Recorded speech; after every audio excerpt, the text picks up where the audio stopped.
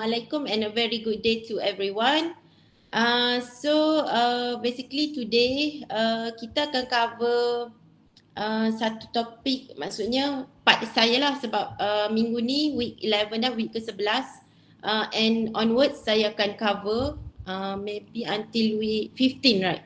Betul lah, week 11 sampai ke week 15 maksudnya saya akan sambung lecture. Sebelum ni Dr. Ain. Okay, so for today's class, we will start on introduction to estimating. So it's basically we'll cover on introduction part, which is overview. Then kita akan proceed dengan process and also methods of estimating. Okay, so without further delay, okay. Ni kita ada, kat sini saya akan buat sedikit quick check lah sebelum kita pergi dengan lebih detail. Semua boleh dengar ni kan? Clear tak? Clear kan? Okay, thank you. Alright, so untuk quick check ni ada dua benda utama. The first one is topics, regarding our topics. Maksudnya untuk today's and onwards. Then kita ada assessment part. Okay, for the topics, basically kita ada 5 weeks lah, 5 minggu. Starting today, pasal introduction to estimating. Then next week kita akan masuk kepada calculation lah. Week 12 until week 15. So sebab basically estimating ni third component of our subject ni lah. Sebab kita ada construction technology, contract and estimating. So basically estimating component ni memang calculation je lah. Tapi untuk today saya akan cover firstly on fundamental parts, then ada simple calculation. By next week baru kita akan start dengan detail calculation. Basically ni adalah topik kita pada hari ni dan akan datang sampailah minggu ke-15, iaitu sebelum kita kita punya final exam. Dan minggu ke-15 ni nanti kita akan ada calculation dan juga last kali kita buat some revision lah regarding all the topics. Then regarding the assessments, so basically part saya akan cover sebanyak 25%. 25% ni akan dibahagikan kepada dua item lah. Satu individual assignment dan satu lagi group project. So basically both assessment ni memang on calculation lah. So hopefully saya rasa semua okay. Boleh je ni untuk tackle this 25 marks. Alright. Then sebelum tu saya nak mention pasal kita punya CLO lah. CLO sebenarnya untuk estimating ni dia cover on CLO number 4, iaitu lebih kepada estimating the cost of the buildings, prepare the BQ of building elements and so on, dan also to apply the standard method of measurement, which is later on saya akan ajar berkenaan SMM ni for taking off punya part. So hopefully semua boleh follow dan semua boleh faham, insyaAllah. Alright. So, okay. Now, ni kita punya today's topic outlines. Basically, ada 7 main components macam yang saya tunjuk kat sini. So, the first one, I will start with the overview of estimating. Then, basically, first to the element number 4 tu mostly lebih kepada introduction lah, fundamentals. Then, bila kita cover subtopik yang kelima, barulah masuk on introduction to estimating calculation and also the methods. So hopefully semua so far boleh nilai, boleh grasp the idea, maksudnya kita punya today's topic. Semua okay kan so far? Is it okay? And is it clear? Okay. Alright. Okay. Okay, Alhamdulillah. So hopefully semua okay. Okay, then kita akan start dengan first subtopic, which is introduction. So basically introduction ni just nak bagi overview of what is actually estimating. So in order for you to understand estimating, for sure you need to know the definition of the estimate and also estimating. So basically estimate ni satu term which refers to the, sebab dia punya synonym refers to the forecast, predict or also expect. Maksudnya estimate ni apa yang kita buat untuk tahu sesuatu cost ataupun sesuatu info yang akan datang lah, estimate. So that's why it's called estimate. In order for us to forecast upcoming punya event ataupun details required information lah. So basically kita akan dapat nanti approximate estimate ataupun probable cost based on estimating yang kita akan buat. So basically estimating ni sebenarnya salah satu key activities lah untuk any projects because dia relates dengan yang belah kiri ni, isu apa, cost, this one time, this one cost. Maksudnya estimate ni dia nak cuba balance between these two components lah, so that later on any construction project or any development project tu kira on schedule, maksudnya boleh what we call, boleh balance lah dari segi dia punya progress masa dan juga cash flow tu sendiri. So that's why estimating is one of the important or key activities in construction projects or any related projects lah. So basically yang belah sini ni dia define what actually is estimating. So macam yang saya dah mention tadi, estimating refers to technique to forecast. So by doing the estimating, kita akan tahu the possible cost incurred. Basically kita fokus dekat cost lah. Later on ada juga part what we call part untuk duration. Tapi untuk estimating punya subject ni kita more on cost. So kita nak estimate the cost for the project. Alright, so ni dia cakap via a systematic calculation. So that systematic calculation ni dia refers to, dia dah ada standard method for you to estimate the cost. So later on saya akan go on details ataupun brief overview regarding each methods. Alright. Then okay, ni pun part of fundamental ataupun konsep lah for us in order to lagi faham berkenaan estimating. So basically estimating ni ada few purpose lah. The first one, by doing the estimating, macam yang saya cakap tadi, dia sangat penting untuk financial budgeting and also planning. So bila kita dah obtain the estimated value, so for sure we can know the forecasted budget and also kita akan plan the financial so that kita punya project ataupun any development tu on track dan juga tak ada masalah lah, especially dari segi financial punya issue. Then based on estimating ni pula juga dia memainkan peranan untuk decision to build or construct. So based on estimated value, contractor ni boleh decide sama ada dia masih nak proceed ke tak nak proceed untuk construct any related project tu lah ataupun any what we call proposed project tu. Alright. Then estimating ni juga sangat penting sebab dia bertujuan untuk guidance for construction design. So basically based on estimation value, kita dapat jadikan satu guidance for the designing team untuk design the details for the project. Alright. So the next one berkenaan yang ni. Kita akan for sure kita perlu buat estimating ni, kita nak tahu estimated value tadi. Adakah estimated value ni melebihi atau kurang daripada allocated budget by the client lah usually. Alright. So kalau first case ni, kalau first case ni estimated value greater than allocated, so the estimator ataupun the contractor punya team maybe need to alter the design, or if they able ataupun dia mampu, maybe they need to provide extra cost provisions Ataupun boleh jadi juga dia orang akan postpone atau cancel, maksudnya tak jadilah buat.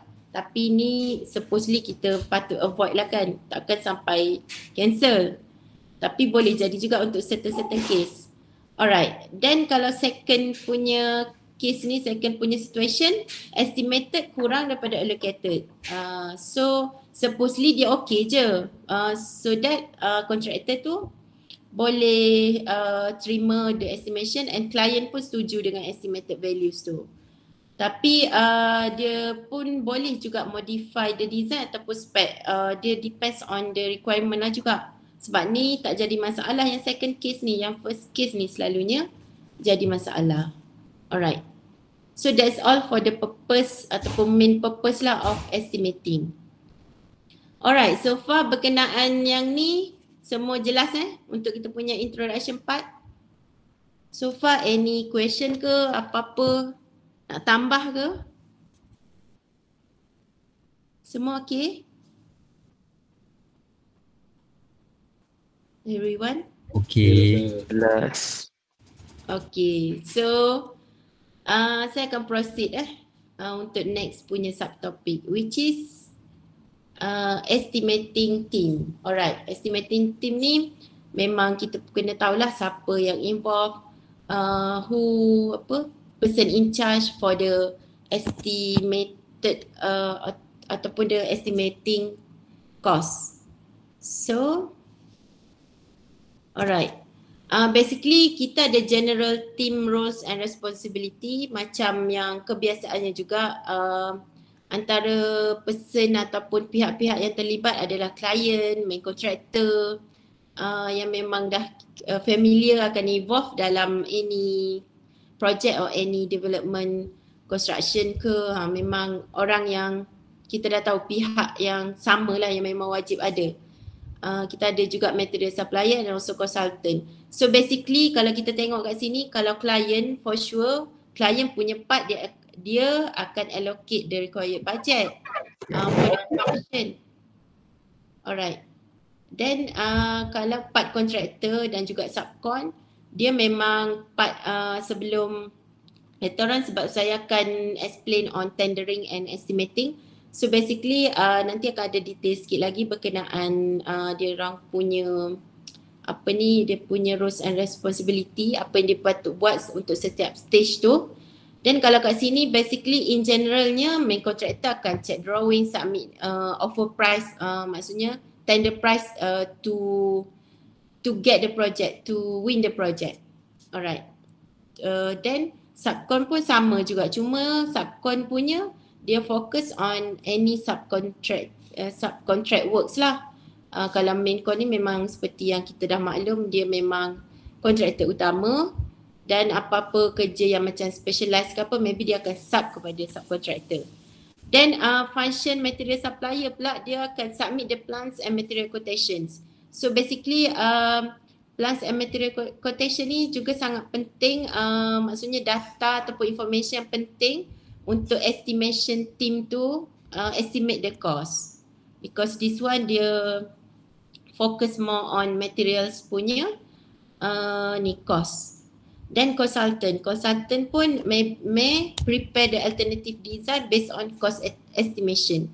So bila kita dah ada any estimated value, consultant ataupun designing punya team may propose any alternative design lah to meet the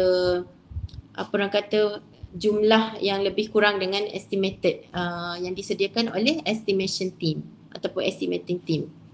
Alright. Okay, kat sini pula dia ada sedikit detail lah lagi. Yang tadi macam lebih pada general.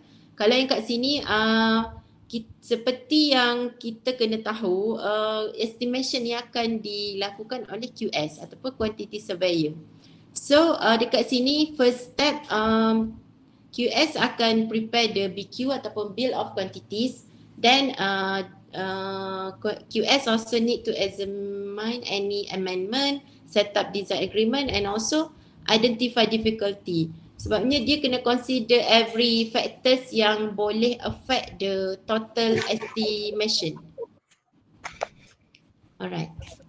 Kejap Siapa yang tak mute Okay. Okay, good, dah tak ada ni. Alright, then untuk the next one is planning engineer. So planning engineer ataupun planner ni akan prepare the preliminary work program, statement of work, temporary work design and so on ni. So dekat dia punya ni adalah roles and responsibility by the planner ataupun planning engineer.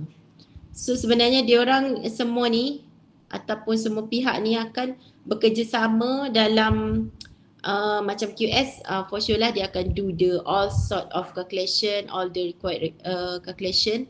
Tapi yang lain-lain ni akan supply the information, akan helps in terms of any technical works. Macam kat sini kan site staff ni boleh contribute in terms of technical and also site manager. Alright, macam yang saya mention sebelum ni juga, purchasing officer. Dia juga akan bertanggungjawab untuk provide valuable information on the most economic supply of plants and material. Sebabnya plants and material macam yang saya dah mention, dia juga sangat penting dan boleh affect the whole estimated values. Dan lagi dua ni more on technical punya part lah. So dia boleh helps ataupun supply any required information ataupun technical data for the QS in order to prepare a good estimation value ataupun cost. Alright. Ada kucing. Okay, the next one is that ni pun lebih pada konsep punya lah. Saya tambah sikit apa criteria of an estimator. So estimator tadi, as I mentioned previously, estimator basically is a quantity surveyor ataupun QS. So at the first place, any estimator or quantity surveyor should be able to read, understand and quantify the plants. So bila diorang dah properly understand apa requirement ataupun apa sebenarnya projek yang diorang nak cuba estimates tu, so diorang boleh proceed dengan later on saya akan explain on taking off. So basically the estimating ataupun calculation punya parts tu start on taking off, then baru proceed dengan build up rates. Alright. So far okay ke laju sangat ke macam mana? Okay. Alright, okay harapnya semua dapat apa orang panggil grab the idea lah, maksudnya boleh faham the main concept of estimating. Alright, selain tu juga dia ada several criteria of estimators. Maksudnya they should be able to visualize the project, foresee the upcoming problems. So by doing this, diorang akan able to predict and also to prepare a good estimated cost. Dan the rest sama juga, dia kena provide database mining. For sure they should have adequate experience because pengalaman ni memang sangat penting lah. Based on pengalaman, QS ataupun estimator tadi akan boleh ataupun akan dapat prepare the best estimated cost lah. Then another one, diorang should have sufficient knowledge. Ni pun memang for sure lah, memang kena adalah sufficient knowledge on labor operation and also productivity. So maksudnya estimator ni dia banyak yang dia kena expert lah dalam beberapa faktor yang boleh menyebabkan ataupun yang boleh affect the estimated cost. Alright. Itu adalah kita punya so far subtopik kedua. Then the next one is third subtopic, which is estimating process. So basically dua yang pertama lah tadi lebih kepada brief introduction lah regarding the definitions, concepts and also who the parties involved and what are their roles and responsibilities. Then we will move the next one, which is on estimating process. Alright. estimating process ni basically saya akan explain maksudnya in combination with the tendering and also estimating. Sebab estimating process ni dia akan fall within the process of tendering. Alright. Basically for the tendering process we have 4 different stages lah. The first one is pre-tender, followed by tender, then evaluation and also award. Okay, at the stage of pre-tender, dekat stage yang pertama ni, mula-mula sekali, the client akan express the interest, expression of interest. Maksudnya client tu dah menyuarakan dia punya interest to construct or to have any construction lah. Sama ada buildings or any required construction by the client. So kat situ dia akan first thing first, dia akan bagi dia punya intention dululah. Apa maksudnya yang dia, apa projek yang dia mahu, macam tu lah. Then selepas ada expression of interest by the client, dekat stage yang sama juga nanti akan ada preparation of tender documents. Alright. Once the tender document has been prepared, then we will move to the next stage, which is tender stage. Okay, during this tender stage, dia akan ada call for tender. Call for tender basically kita akan panggil tender notice lah. Alright. So tender notice ni macam satu iklan lah, advertisement lah, untuk menarik mana-mana kontraktor yang berkelayakan try to bid for the project, to enter the project. So kat sinilah wujudnya estimating. Sebab estimating ni diperlukan oleh kontraktor bila dia dah decide untuk enter the project, untuk bid for the project. So they need or they have to prepare the estimating. So basically estimating, kejap okey ke? Kau ada dengar bunyi kucing? Okey. Okay, sebab dekat saya ni tengah ada kucing. Dia nak join. Biasalah sekarang kan macam-macam condition. Okay, thank you. Okay, kita akan sambung. Okay, for the second stage which is tender, di mana estimating ni akan take place, so that contractor ni kena consider basically 3 main item lah. The first one resource, the duration and also cost. So basically the main one cost lah, tapi tiga-tiga ni memang interrelated in order for the contractor to have a complete ataupun a good estimated value of cost.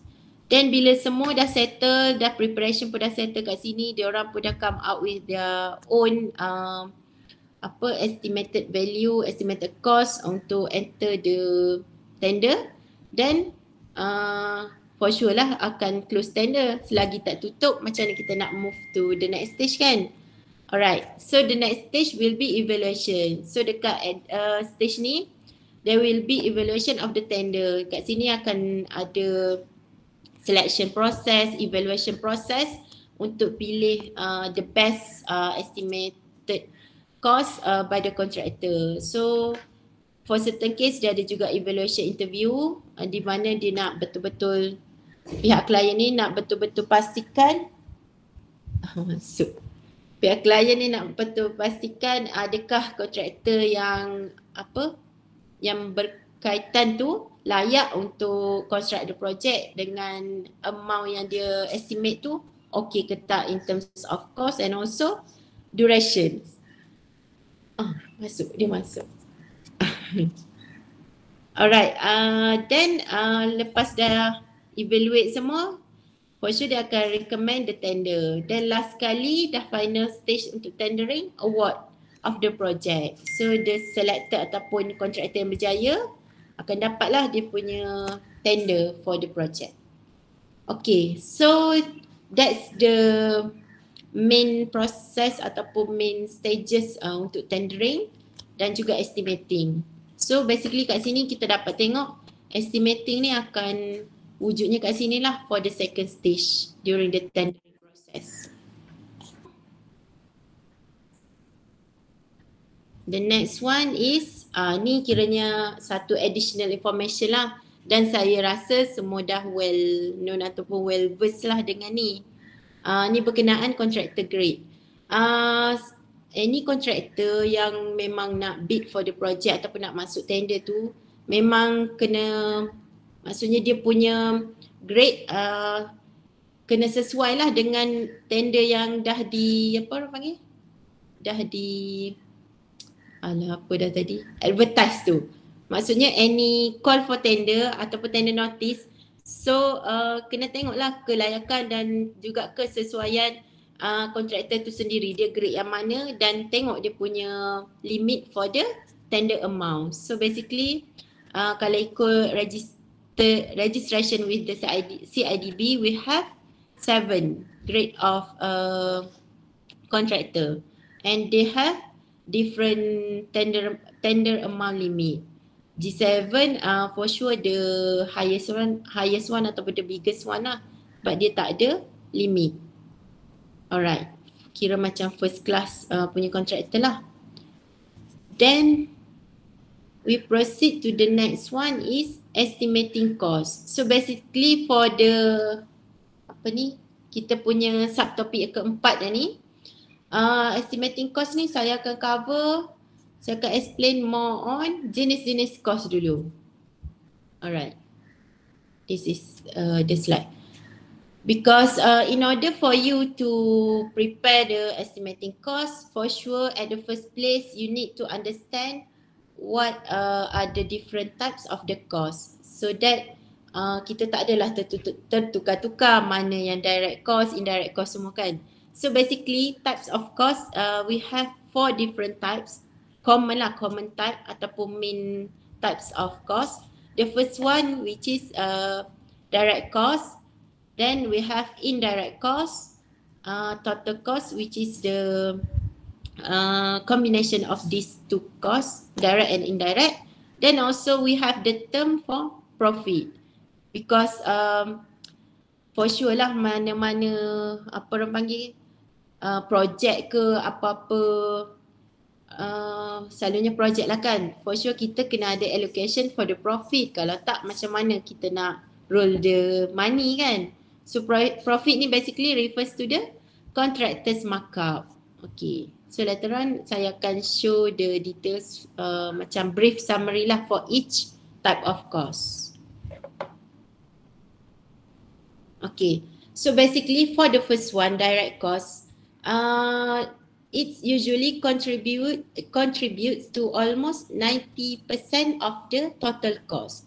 So direct cost ni, as its names call direct, dia sebenarnya main cost because dia directly related to the materials, machinery and manpower. So basically 3 benda ni sebenarnya apa? Boleh tak siapa-siapa bagi tahu maksudnya 3 ni? Dia sebenarnya kategori apa untuk sesuatu projek? Ada siapa-siapa tahu? Materials, machinery and manpower. Siapa-siapa nak cuba tak? Plant and machineries. Pardon? Plant and machineries. Okay, betul. Maksud saya 3 components ni dia sebenarnya komponen apa untuk projek tersebut? Siapa yang jawab tadi? Zainal ke siapa? Sebab saya tak dapat tengok ni sebab saya dah view full screen. Betul ke? Siapa yang bercakap tadi? Saya doktor. Ya, Zainal Ada Alif Nabil. Alif Nabil, okay. So tak apalah, betul lah yang material, machinery and power ni sebenarnya resources for the project. So kalau kita memang dekat mana-mana projek pun memang 3 ni antara yang main lah. So basically dia 3M lah, materials, machinery and manpower. So they are the main resources for the project. Alright, so sebab itulah dia direct cost. Dia directly related to the project or site requirements. Okay, the next one is the indirect cost. So indirect cost ni sebenarnya balance daripada direct cost tadilah. Sebab kalau direct cost is about 90%, then the rest around 10% for sure is the direct cost. For sure the indirect cost. So basically indirect cost pun dia kiranya vice versa je daripada direct cost, because it is indirectly related to the project. Nama lain dia juga, dia dikenali sebagai overhead ataupun fixed cost. Dia boleh jadi cost ni boleh macam di consider ikut different frequency lah, sama ada daily, weekly, monthly or annually, depends on the size of the project. So basically kita akan guna monthly lah, by month. Example of indirect cost. Sebab indirect cost ni dia more on to the management cost.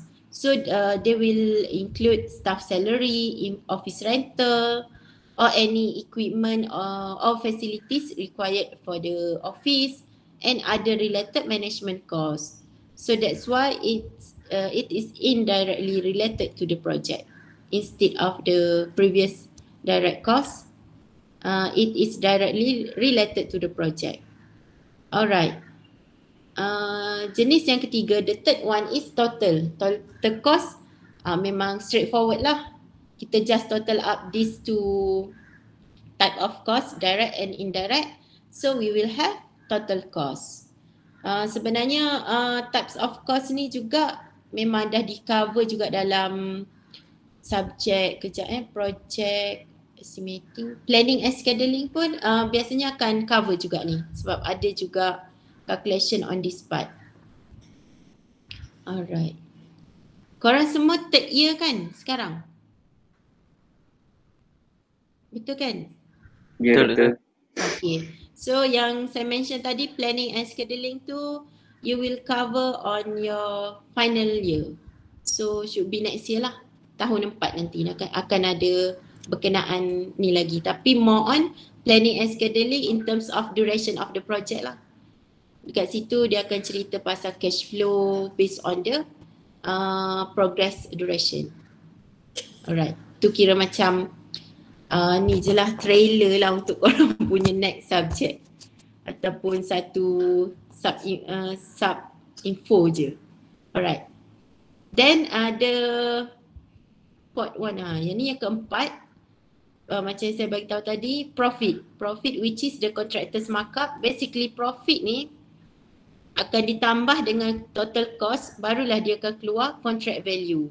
Meaning that contract value ni dia punya whole project value lah, the tender value. Maksudnya value yang dah dipersetujui antara clients and contractor. Tapi contract value for sure lah akan fall under client's liability. Instead of total cost fall under contractor's liability. So sebenarnya equation ataupun formula ni, basic formula ni sangat penting lah. So hopefully semua akan ingatlah contract value is equal to total cost plus profit. So ada soalan lah. Alright, boleh tanya. Nak tanya, kalau yang contractors punya markup tu, harga dia, dia ada standardized ke? Dia boleh nak markup suka hati ke? Macam ke dah JKR atau pihak berkuasa dah setkan harga untuk markup bagi profit untuk kontraktor? Okay, setakat yang saya tahu, kita tak adalah macam satu yang spesifik punya limit kan. Tapi basically kontraktor dia ikut dia punya macam yang tadilah, once dia dah ada estimated cost ni, dia akan cuba markup selalunya dalam maksimum tak silap 10 to 15% kot, 15, 15. Tu pun dia boleh markup based on split activities. Sebab yang kita tahu kan, construction kan ada banyak lagi sub-sub activities. So contractor ni dia boleh markup dia punya profit ni based on activities. Maksudnya contohlah kan, activity A start with site clearance ke apa kan. Okay, kiranya memang preliminary punya activity, site clearance. Contoh dia boleh markup dalam 5% je. Maksudnya kat situ 5. Then the next activity maybe dia depends on the size ataupun the complexity of the project. Maybe lepas dah clear site semua, kita dah nak start dengan concreting semua, kita start dengan substructure dulu. So basically throughout the project punya proses tu, dia akan ada various activities. So contractor boleh mark up different rates pula. Kalau untuk substructure. Then bila superstructure maybe dia boleh mark up ke sampai ke 15. So maksudnya dia punya tu varies lah, depends on the scale of the sub activities tu. Boleh faham ke? Tadi siapa yang tanya? Okay, faham. Terima kasih doktor. Ya, siapa yang tadi? Saya Mukmin. Alif.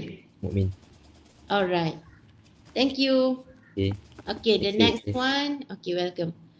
The next one, ni pun lebih kepada konsep jugalah, sebab untuk kita kena ambil tahu jugalah factors yang menyebabkan disparity ataupun difference between estimated ataupun estimated cost between the and actual cost. Sorry. So kita kena mengambil kira dan kita kena tahu faktor-faktor yang related yang boleh menyebabkan values daripada pihak estimation team tadi dengan actual cost ni dia ada disparity, maksudnya ada difference. Okay, kiranya kat sini main reason untuk yang boleh menyebabkan disparity tu. First one, basically lah antara sebab yang estimated and actual cost tu differ, dia due to changes in detail ataupun order by the client. Maksudnya throughout the construction process tu, maybe client tiba-tiba nak tukar sikit dari segi design ke, maksudnya dari segi components dia punya, kalau bangunan apa-apa tu tiba-tiba dia nak tukar, dia tak nak yang dari asal tu, dia nak tukar. Tapi pertukaran tu sebenarnya boleh, changes tu memang allow, tapi dia ada dia punya proses pula. Ni yang case yang macam ni, kalau client dia tiba-tiba tukar tapi without macam subsequent respon daripada pihak pihak estimation team ni. So tengok-tengok dah tukar, so for sure lah cost tu akan lari kan, cost tu akan berbeza daripada yang dah di forecast, estimated. Alright. Selain tu antara faktor lain ialah lack of appreciation of specification. Maksudnya awal-awal during the estimated cost tu dia dah list out all the required specification, tapi once dah actual punya construction dia tak ikut sangat pun spec tu. So memang faktor-faktor macam ni lah boleh menyebabkan perbezaan antara estimated and also actual cost during the project. Alright. Okay, the next one is unavailability of plant materials and machinery. Okay, ni memang agak macam straightforward je lah. Sebab contohnya lah kan, dah plan untuk guna sesuatu machinery tu, excavator ke, sebab different machinery dia ada different capacity, outputs. So kalau dah plan, contohnya kita plan untuk certain activity tu, contohnya substructure ataupun untuk sub-activities excavation. Maksudnya awal-awal kita dah estimate untuk sub-activities macam excavation tu kita nak guna size yang mana, maksudnya capacity excavator yang mana. Contohnya A ni dia small capacity je, dia punya output pun memang sesuai je untuk ni, tapi tiba-tiba tak ada benda tu, bila nak guna tak ada. So terpaksa guna yang besar sikit ke, tapi macam yang kita sedia maklum lah, lagi besar dia punya ataupun the higher the capacity ataupun output, for sure lah the cost will be different, will be higher. So memang dia akan affect lah actual cost tu sendiri dan akan jadi lagi mahal lah, lagi tinggi. Alright, selain daripada plant materials and machineries, yang ni pun lebih kepada labor and overhead cost. Maksudnya kalau ada pertukaran dari segi resources in terms of labor ataupun manpower, memang for sure akan menyebabkan perbezaan juga antara estimated dan also actual cost. Dan semua-semua faktor ni juga akan affect the projects, and usually kita akan face the delay. Sebab delay issue ni quite a common issue in any project or any construction projects. Alright, another factor is that unexpected technical breakdowns. Ni pun boleh menyebabkan delay lah. Once kita dah plan hari ni, kita dah nak buat apa-apa kerja ataupun sub works, tiba-tiba ada technical breakdowns, so that memang kerja tu tertangguh dan need to be cancel ataupun postpone. So memang effect lah, sebab macam yang kita tahu hari tu, setiap hari during the construction sebenarnya is equivalent to the money. So one day punya delay, berapa dah dia punya affect to the cost. So time is money actually in construction or any other projects lah. Alright. Okay, boleh tampakkan slides? Sekarang kita dekat slides untuk subtopik kelima.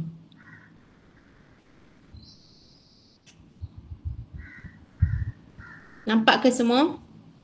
Nampak, Can you Doktor. see? Alright. Oh, Ikhwan. Sorry Ikhwan. Ikhwan dah ada dalam kelas Sorry.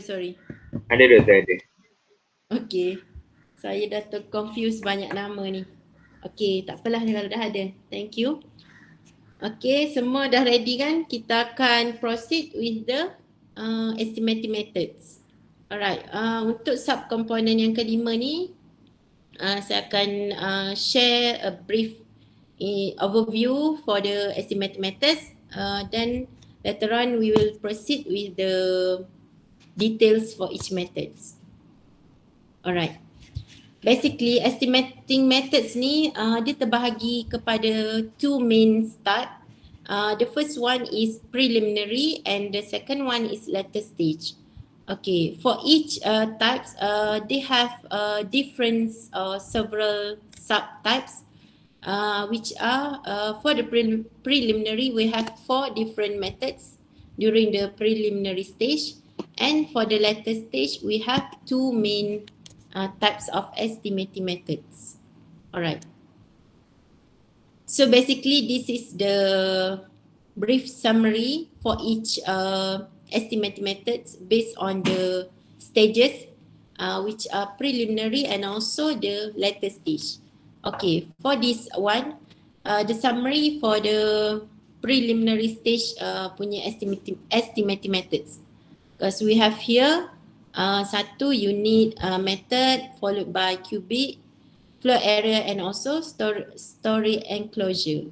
So later on saya akan share for each of the method. So kat sini kita ada 4 method. Nanti throughout the later slide saya akan explain lah yang ni. So akan cover. So ni just summary before we go for the details. Alright. Sini kita ada 4 jenis, 4 methods to be covered. Then for the later stage we have 2 methods to be covered, which are approximate quantities and also elemental estimates. Alright. So without further delay, we will continue with the ni kita akan continue dulu dengan factors of estimating. Maksudnya dia ada factors of selecting methods. Maksudnya apakah faktor-faktor bagi pemilihan methods tu. Alright. Dia ada 3 faktor utama. The first one is information and time. So jika kita ada detailed information, maksudnya kita ada complete information, so that kita ataupun team estimator tu akan boleh menggunakan methods yang lagi thorough lah, maksudnya lagi details, bukan yang simple punya method. Okay, so any selection of the method based on the prior information tu sendiri. Okay, in terms of time pula pun boleh mempengaruhi pemilihan methods. Kalau short or limited time, for sure we'll need to have only simple and easy estimating methods, which is for us to save the time. Alright. The next factor is that pengalaman estimator tu. So sebenarnya as I previously mentioned, pengalaman ni sangat penting for the estimator ataupun for the QS, quantity surveyor, in order for them to prepare a good estimation price or estimation cost. So bila dia lagi berpengalaman, dia akan lagi tahu mana methods yang the best for the specific project yang dia cuba bid atau masuk tender tu kan. Alright. The next one juga berkenaan any other available data. Maksudnya data-data lain selain yang sangat diperlukan adalah for sure include the cost data, drawing and also project specification. So availability of this data will affect the which types of or which method to be used for the estimating purposes. Okay, so tu je untuk factors. So basically it's just a brief ataupun simple ni je lah untuk macam kita punya pemahaman je lah, disebabkan faktor-faktor apa, method yang mana tu akan dipilih. Alright. Okay, we will move to our next subtopic, iaitu subtopik yang ke-6. So basically subtopik ke-6 ni akan cover the first type of estimating methods, which is the preliminary estimating.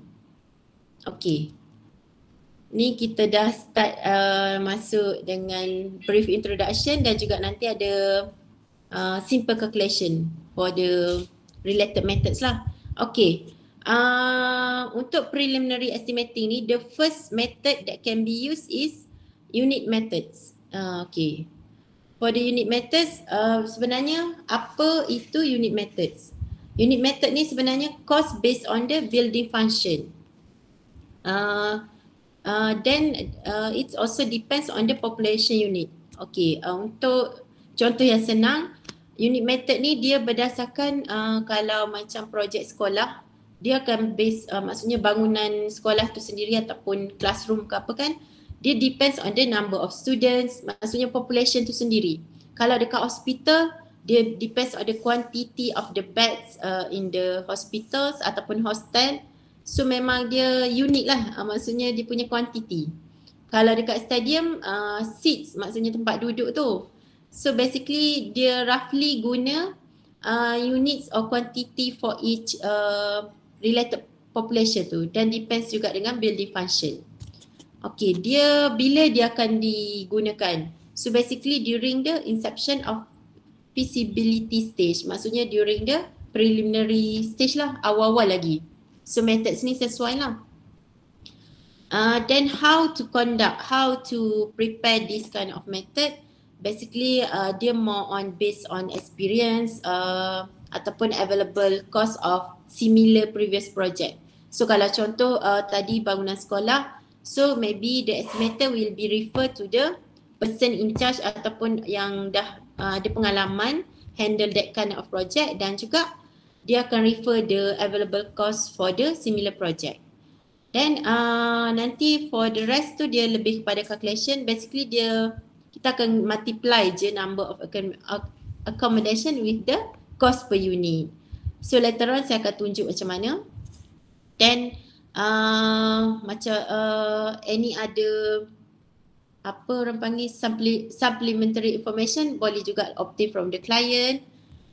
Then the calculation will be based on the sketch design. So masa dekat stage preliminary ni, the estimator still don't have the detailed drawing.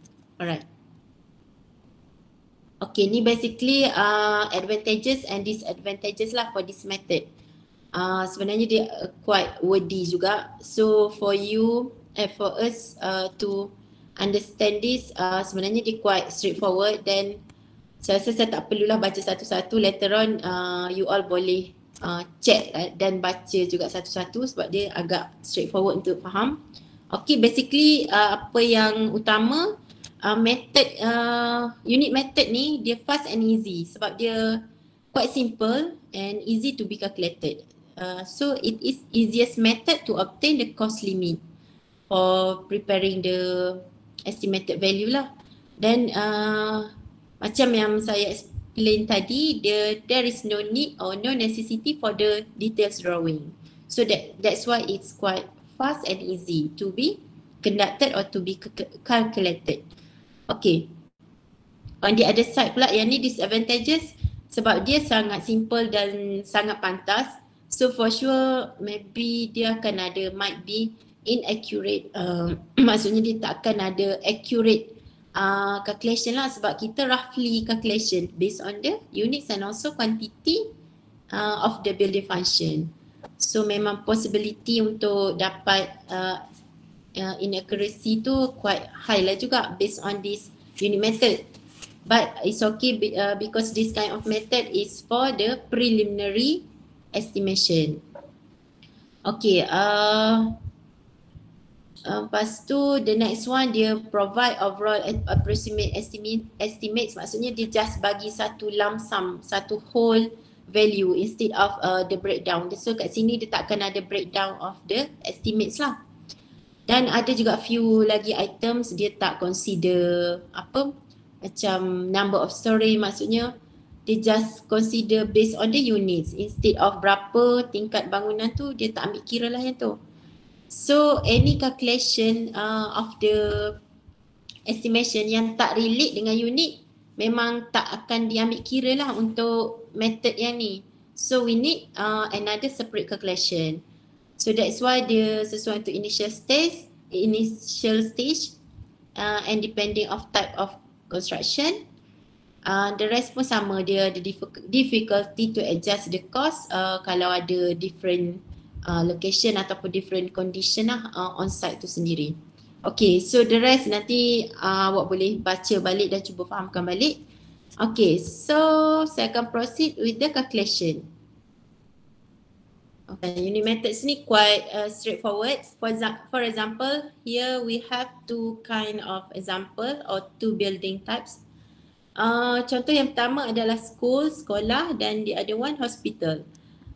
Macam yang saya dah bagi tahu tadi, kalau school dia based on the number of student or of the school. So basically dia memang units and quantity je kan, so dia quite straightforward lah. So untuk soalan nombor 1 ni dia cakap kat sini dia ada 1000 of people ataupun student. Cost for cost maksudnya previous punya project is dengan nilai yang ni.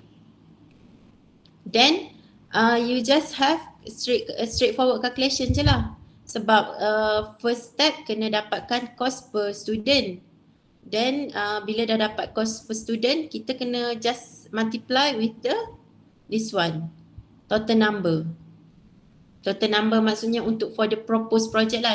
This one for 1K ni, 1000 ni for dia punya reference project. This one for the upcoming ataupun proposed project. So sebenarnya dia straightforward lah untuk unit methods dan quite simple and fast, quick to be calculated. Alright, for the next one is hospital. Hospital pun sama. Yang ni dia based on the cost per bed. Alright.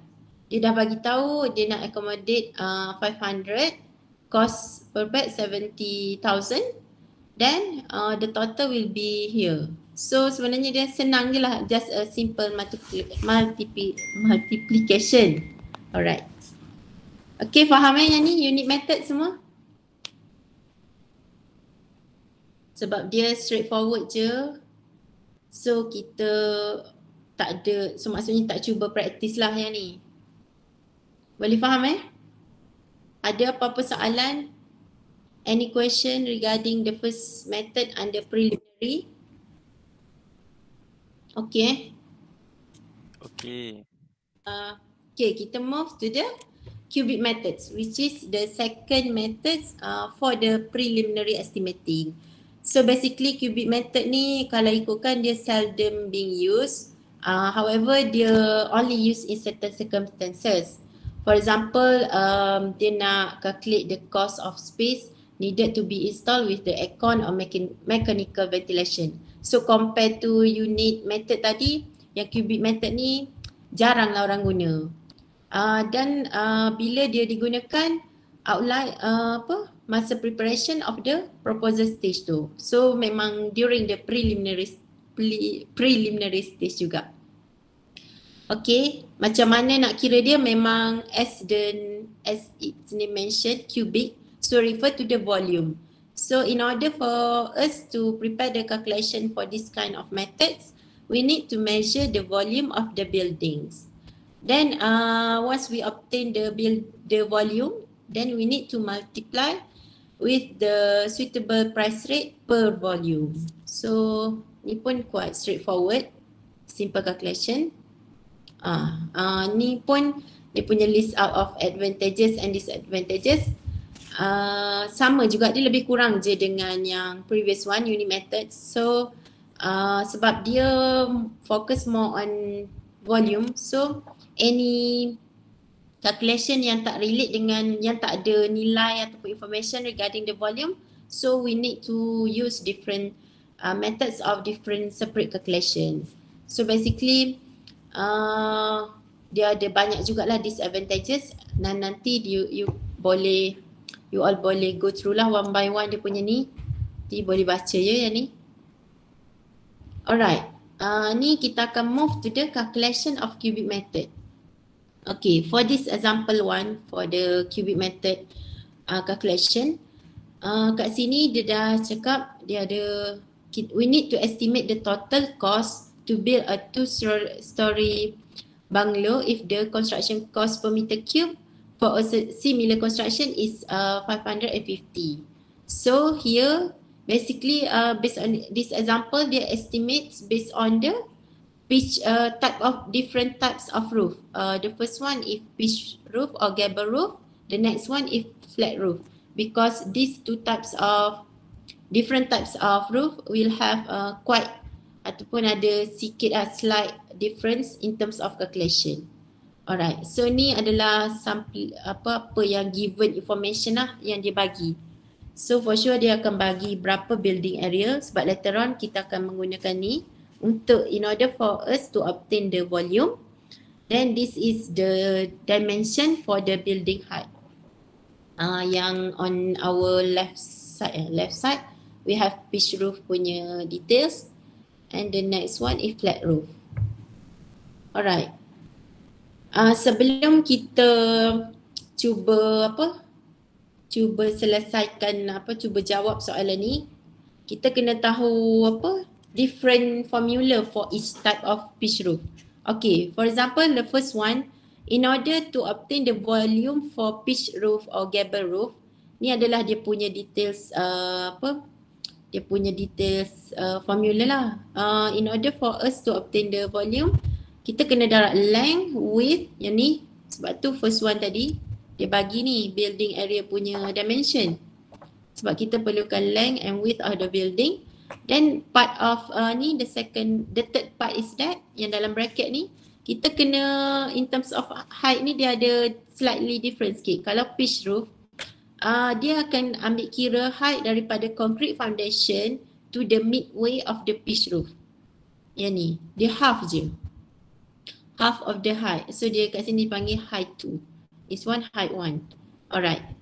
So kita kena total up ni lah, sebab half height 2 ni sebenarnya refers to the triangle shape ni, segitiga. Sebab tu dia ambil half je kat sini. Alright. So yang ni korang semua kena ingat lah. Okay. Untuk formula for flat roof pula sama juga. In order for us to obtain the volume, kita akan consider the length, sama juga dengan yang the previous one, length darab dengan width. In terms of height, ni dia punya beza. Untuk flat roof, dia akan kira daripada top of concrete foundation to the 600, this one should be millimeter, not the meter. Sini saya salah lah ni, meter ni tinggi sangat ni, ke langit lah yang ni. sepatutnya 600 mm above the flat roof or top of the parapet wall. Okay, whichever is higher. So maksudnya yang mana higher, kita just tambah 600, oh this one pun salah, 600 mm ataupun 0.6 meter kat sini. Ni salah sikit ni, salah tulis kat sini. Patutnya mm sini. Kejap, sepatutnya saya ada ini boleh ni. Sini ada salah sikit ni. Patutnya mm. Allah, buruknya. Ni pun mm. So basically dia sama dengan 0.6 lah. Allah. Alright. Okay, so kena take note lah dua formula yang tadi for the pitch roof and also flat roof. Okay. Ni adalah macam mana nak selesaikan example tadi. So sekarang saya nak semua cuba kira. Maybe half boleh kira solution dan the other half boleh kira solution for flat roof. Sebab sini kita ada dua solution diperlukan. Boleh cuba ke? Boleh nampak tak? Boleh. So cuba dulu yang ni. Kalau tak kita go on solution number 1 dulu. Berapa value yang awak dapat kat sini?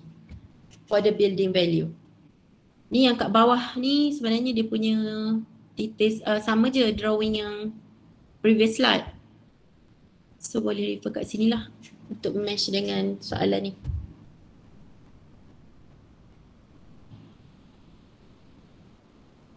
Cuba kira dulu masing-masing dan kita tengok dapat tak nilai yang sama.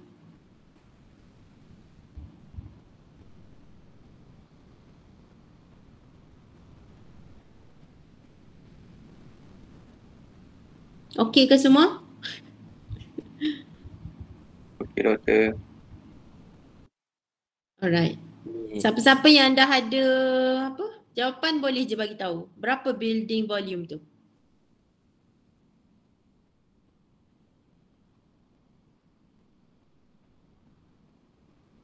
Untuk pitch roof dulu. Senang kita go one by one lah. Kita cuba selesaikan yang pitch roof dan baru buat flat roof.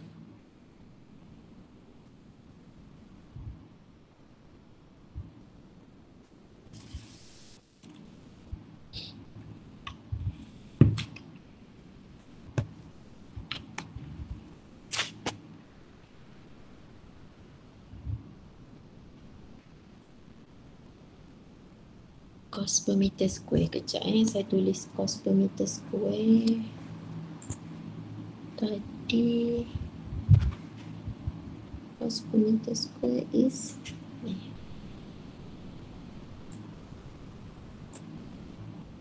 $550 ni cost per meter square ya. Alright. Ada yang dah dapat ke building volume?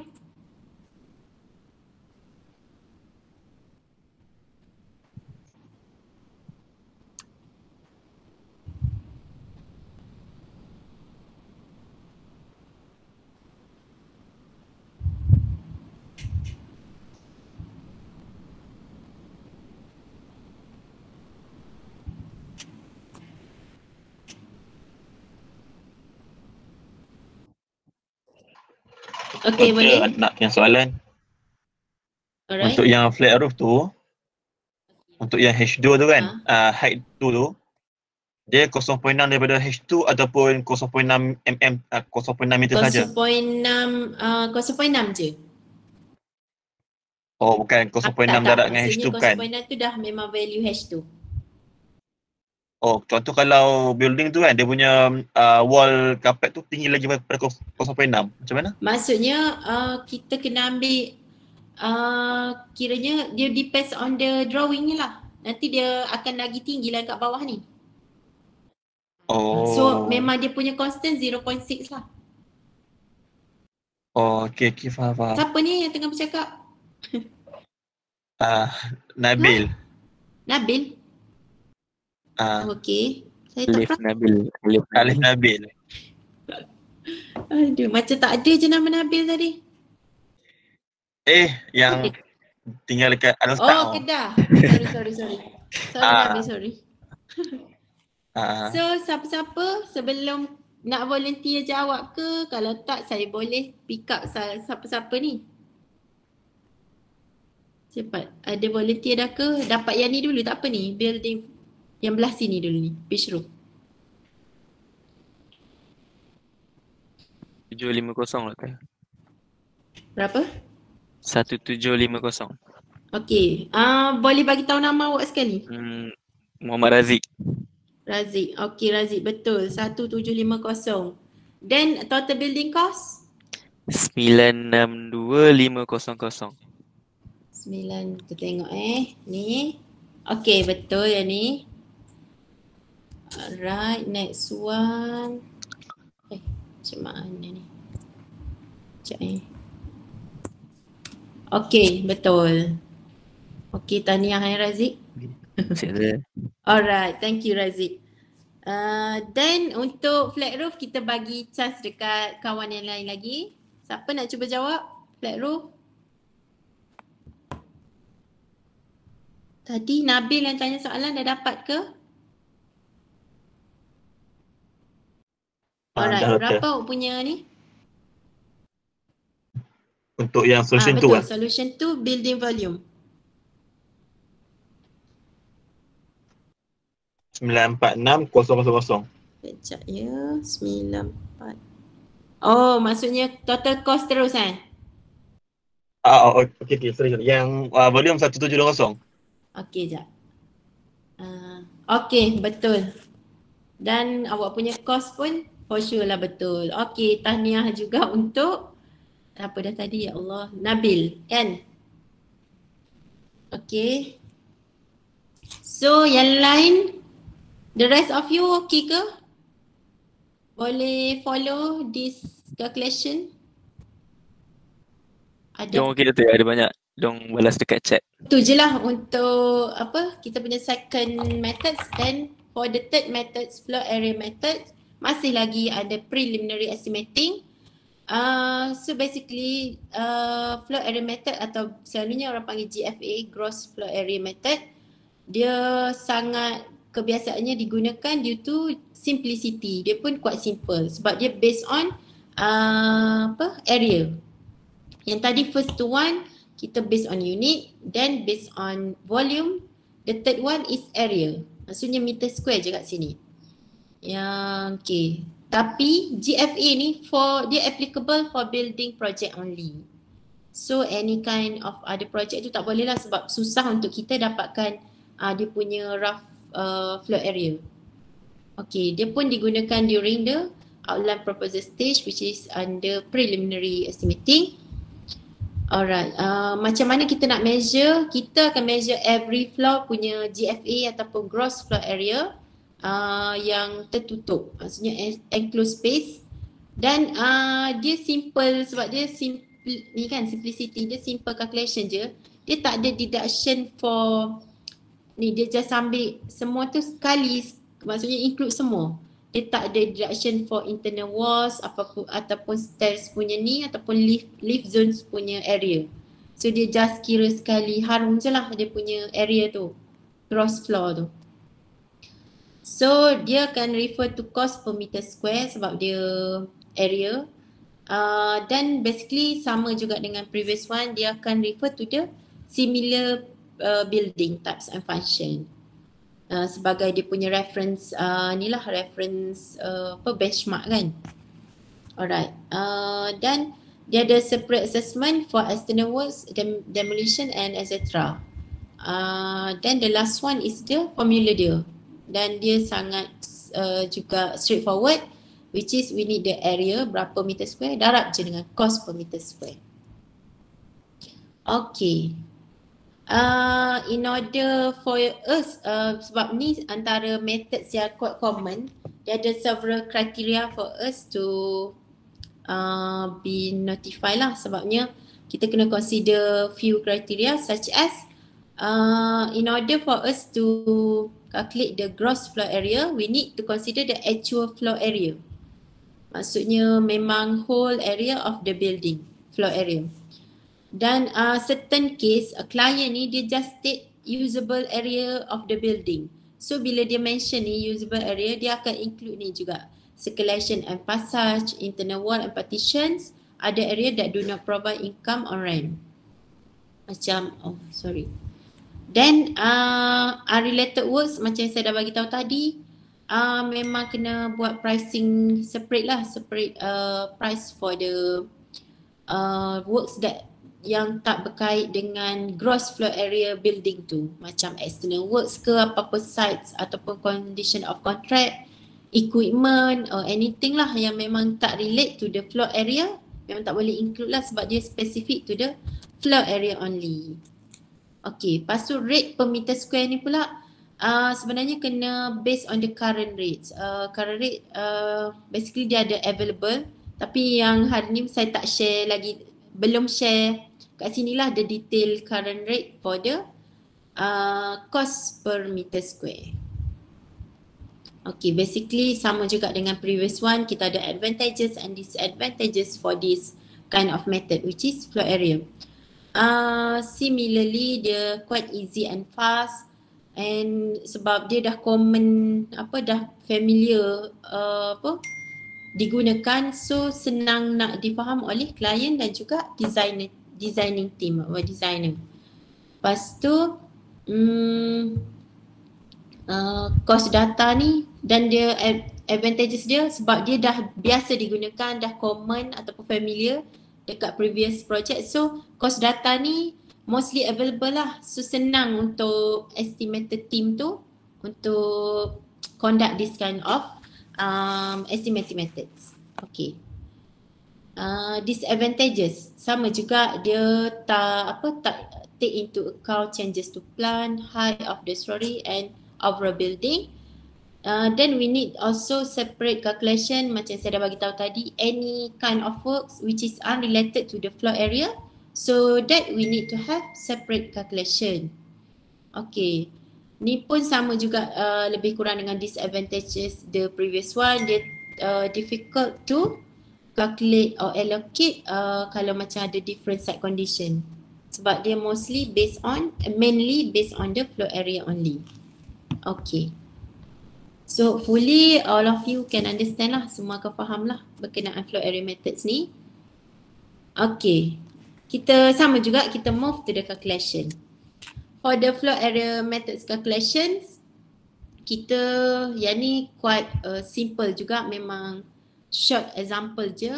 Dia nak suruh kita estimate the total cost of double story bungalow if the GFA or gross floor area is given as 350 meter square.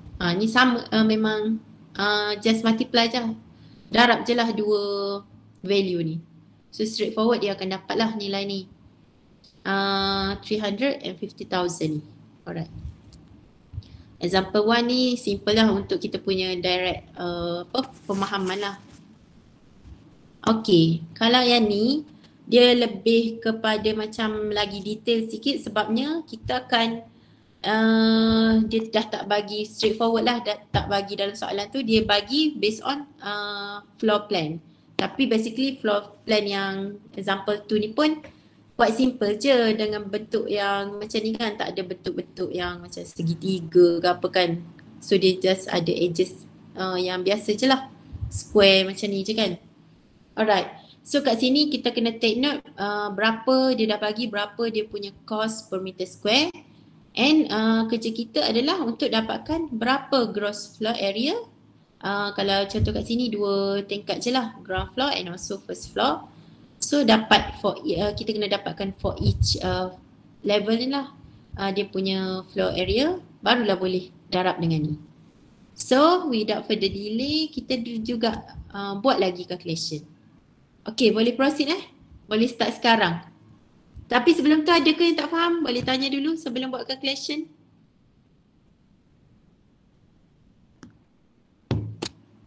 Boleh doktor. Okay. Okay, boleh teruskan je untuk calculation ni. Just cari first ground floor area and then first floor area. So total up both level, baru dapat yang ni. Okay, cuba kira dulu.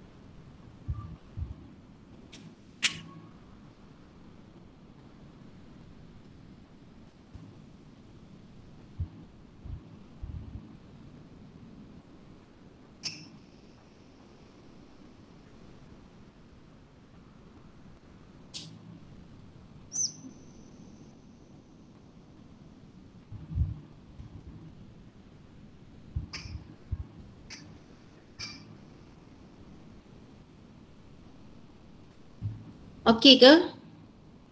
Ada yang dah dapat? Sekejap saya tengok dekat chat kalau kita tak tengok.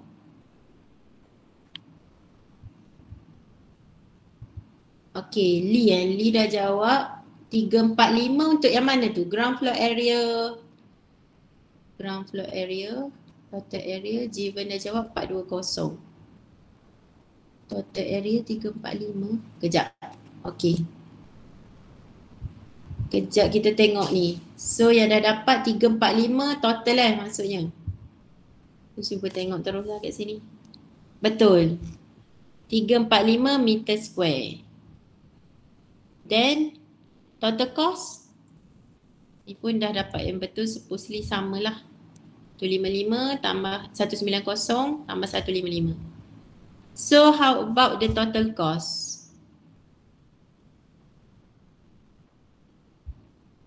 Berapa?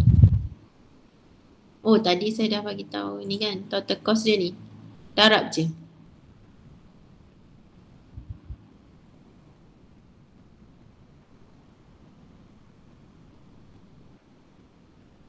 Okay.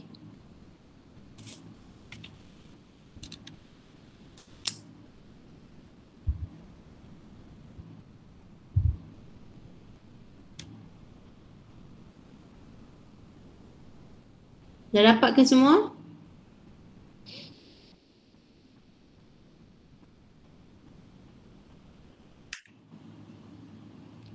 Okey, siapa dah dapat? Aina Hazira. Sekejap Aina Hazira, total cost. Okey, betul. Okey, semua saya rasa semua senang je lah bagi korang sebab dia quite straightforward. Dah dapat area, floor area tu, darab je dengan unit cost per meter square. So far semua dapat Boleh follow semua yang lain-lain? Boleh. Dapat. Okay, Alhamdulillah. Okay, thank you. Okay, tu berkenaan floor area methods. So basically kita akan proceed to the next method. Maksudnya method keempat under preliminary. Okay, tapi yang ni saya untuk part yang yang keempat ni.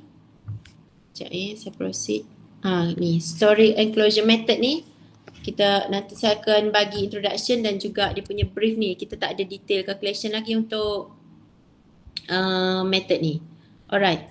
So basically what is story enclosure method? Dia similar principle juga dengan floor area method, tapi dia dia digunakan dekat ni initial scheme design stage. Maksudnya stage yang selepas outline proposal tadi. Dan apa yang membezakan di yang method ni dan juga gross floor area method, dia ada penggunaan ni use of weightage. Maksudnya weightage ni digunakan untuk reflect actual design. Yang consider penggunaan weightage ni dia consider building shape by measuring external walls. Dia ada juga kat sini sebab dia consider total floor area Dan dia ada juga consider vertical position of floor area. So maksudnya dia punya ni lah wall, vertical position ni. So basically weightage tu dia lagi besar untuk higher story building. Okay. Dan yang keempat, dia ada apa dah? Dia dapatkan height of building ni comparing the floor and roof area with the external wall area. Okay. Dan dia juga ada additional cost. Dia consider juga additional cost untuk basement. So basically story enclosure method ni dia lagi detail, quite detail compared to previous one. Dia similar dengan floor area tadi, dia just consider ni jugalah item nombor 2 ni. Okay. So basically ni sama juga, dia sambungan daripada yang tadi, macam mana how to prepare, how to calculate the estimating using this method. Okay. First component untuk roof area, dia measured secara flat je and to the extremities of the eave. Maksudnya hujung ke hujung tu dia measured secara flat. Dia tak consider lah kalau pitch roof ke flat roof, memang dia just consider as a flat surface. Okay. Lepas tu area of the lowest floor which is above the ground level, dia multiply by 2. Nanti saya akan tunjuk dia punya multiplication weightage ni. Lepas tu multiply by 3 kalau below ground level. Dia ada dia punya weightage for different types of level. Then untuk upper floor ni semua, dia akan further multiply with the addition of the factor 0.15. Okay. Lepas tu sama juga for the external walls, any enclosing walls below the ground level will be multiplied by 2. So yang paling penting kat sini dia punya ni lah formula.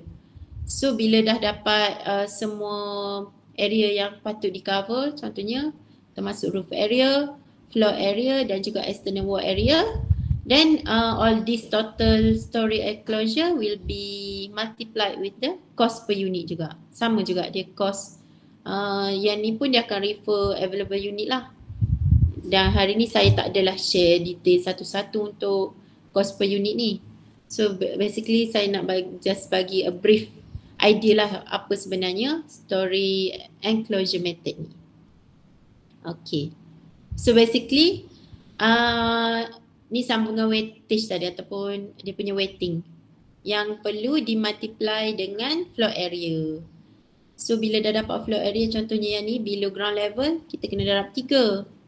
Then kalau above above ground level, dia start dengan 2, then dia akan naik sebanyak 0.15 macam tadi.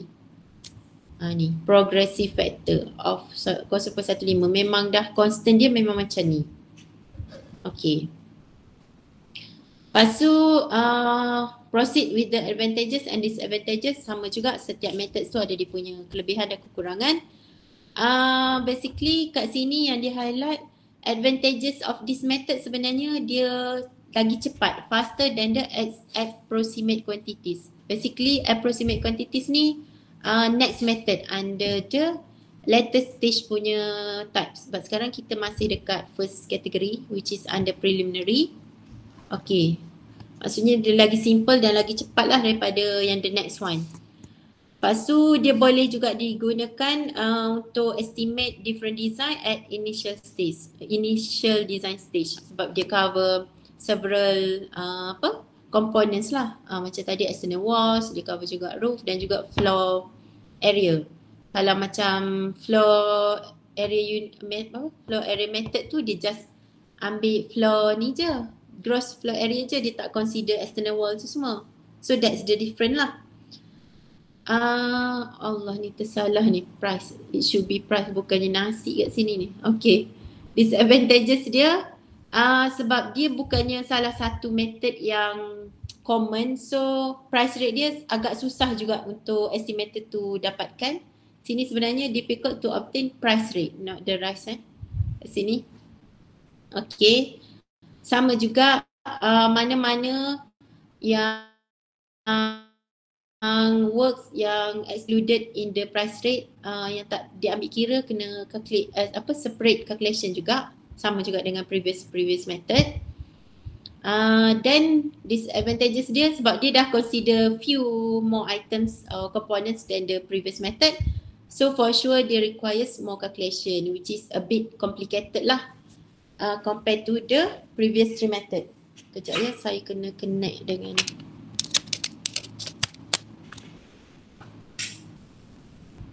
Okay, that's all for the preliminary estimating. Sekarang kita akan move to the final sub-component, which is later stage. Maksudnya continuation daripada ni. Kan estimating method tadi, dia ada dua kategori. So, siapa yang kat sini tadi nama? Siapa-siapa boleh bagi tahu kita ada berapa tadi preliminary punya methods? Berapa jenis? Ada 4. 4. Okay. Antaranya, ingat tak? Unit method, Alright. qubit method, Okay. Lagi 2? flow area method. Flow area Last method. one. Story enclosure. Okay, bagus semua ni. Okay, thank you semua. Okay, kita proceed. Kita pun dah masa dah suntuk ni sebab korang nak ada kelas lain kan sekejap lagi. Okay, kita cuba habiskan lah. Okay, untuk later stage ni macam yang saya dah bagi tahu awal tadi, kita ada dua jenis. Approximate quantities, which is yang ni mostly being used by the QS because dia ni lebih kurang kepada calculation of quantities of works as in bill of quantities. So basically approximate quantities ni juga kita akan later on kita akan pergi more details lah sebab ni methods yang memang common dan semua estimator guna methods ni lah. Alright, bila kita guna dia during the detail design stage. Yang tadi kita preliminary je, then kita kena ada detail pula. Then kita kena tahulah menggunakan approximate quantities ataupun apa dah lagi satu tadi? Kejap approximate. Yang keduanya saya pula yang lupa ni. Elemental estimate. Okay, yang tu sekejap lagi method yang kedua. Alright, bagaimana sebabnya macam mana kita nak apply dia? Dia kata approximate quantities ni dia employ a faster method. Dia lagi cepat because dia tak ada ni measurement for reinforcement bar due to using of approximate weight of concrete. Contohnya kalau kerja-kerja concreting untuk pad foundation kan. So dia tak ada pengiraan reinforcement sebab dia terus ada approximate include the weight of the concrete components. So dia dah macam include sekali dengan sini. Sebab tu dia jadi faster method. Then measurement of composite, dia utilize a set of dimension to represent several. Maksudnya memang benda tu satu calculation to utilize several types of items. So that's why dia lagi cepat dan it should be approximate. Sebab on our next lecture insyaAllah kita akan cover approximate bill of quantities ataupun maybe next 2 weeks rasanya. Tak apa, nanti kita tengok balik. Then measurement dia based on the gross overall. Sama juga dia consider the overall. And deduction ni dia just deduct from the calculation jika ada large opening only. Kalau small opening tu dia kira macam dah include sekali je. Dia just take into consideration any large opening je lah instead of the small or minor openings. Alright. Macam mana lagi? Maksudnya sambungan macam mana kita nak prepare the approximate quantities. For sure we need to have several required data such as kita kena ada sketches dulu, sketches or preliminary working drawings. Then kita kena ada specification. Dan yang paling penting kita kena ada current price rate which are obtained from the available cost data. So basically cost data ni dia varies macam harga minyak lah juga. Dia memang naik turun macam tu. So in order for us to prepare this kind of estimating using this method, then kita memang kena ada current price rate lah. Kalau tak, memang kita punya harga tu memang agak macam jauh lah beza dengan yang lain. So that's why kita kena refer the current. Ni adalah contoh-contoh price rate. Later on untuk next our detail calculation, bukan hari ni lah, kita akan ada lagi table of price rate for each activities or each work. Okay, advantages dia, kalau kita tengok overall kat sini pun yang lebihnya belah sini lah, belah advantages, sebab dia adalah best method kalau kita ada information. Bila information tu banyak lah kan, so dia akan jadi lagi accurate lah. Dan method ni sebab dah common juga, so for sure kita akan ada quite sufficient information lah untuk kita proceed with the calculation. Lepas tu senang nak buat adjustment sebab dia take into account changes to design and specification only. Lepas tu dia divided into elements. Maksudnya calculation ni nanti dia divided into element. For example, contohnya kita akan measure dulu kita buat calculation untuk pad foundation, then kita naik untuk substructure, superstructure. Maksudnya by element. So that bila kita ada separate elements of calculation, then dia akan lagi assist lah architect at the design stage. So dia boleh nampak by components tu, by the elements. Disadvantages memang sebab dia quite macam complete approximate calculation, so dia for sure dia ada requires much time, tapi tak apa sebab dia dekat dah detail stage kan, so it should be okay lah. Then essential information yang penting tu, especially the tadi current price rate, memang essential is required, so sometimes dia boleh jadi juga disadvantages. Tapi ada juga kekurangan kalau measurement are based on composite, measurement based on element is difficult. So tu antara dia punya advantages. So kena ada check and balance lah juga for each methods. Alright, ni dah yang terakhir. Cuma yang terakhir ni pasal elemental estimate. Elemental estimate ni dia calculate reasonable expenditure of particular project or several parts of the project.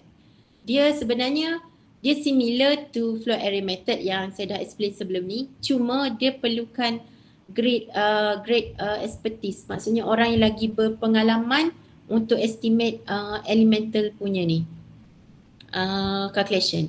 Dan dia perlukan orang yang lagi berpengalaman ataupun QS yang memang dah very experienced one untuk prepare detail design stage lah, sebab dah namanya detail, memang kita kena ada orang panggil comprehensive punya calculation lah. Macam mana kita boleh buat analisis, macam mana kita nak buat, kita boleh based on analysis of similar project. Lepas tu kena ada adjustment of the analyzed cost, maksudnya analyze tu yang previous one to form new proposed cost plan. Maksudnya kita boleh buat analysis based on the previous project, then kita cuba match dengan apa proposed project kita. Lepas tu yang lain-lain kita kena observe the difference between the analysis in terms of quantity and also quality. Lepas tu prepare the list of bidding component with the adjusted. Kita kena adjust and then provide allocation for preliminary and also contingency works. Okay, kita dah hampir ke hujung-hujung dah ni.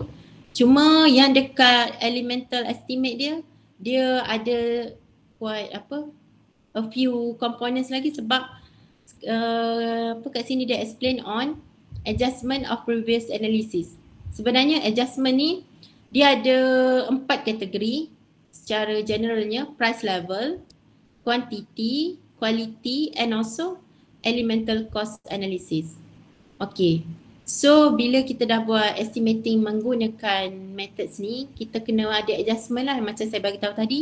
Daripada previous punya similar project, kita kena adjust to our current ataupun proposed project dari segi dia punya price level. Ni kita kena update lah sebab yang previous confirm lah dia dah backdated, quite backdated lah dia punya tu. So kita kena update to the current one. Lepas tu changes kena based on market condition. Dan price index ni selalunya boleh didapati daripada government sector. Macam tu kalau in terms of price level.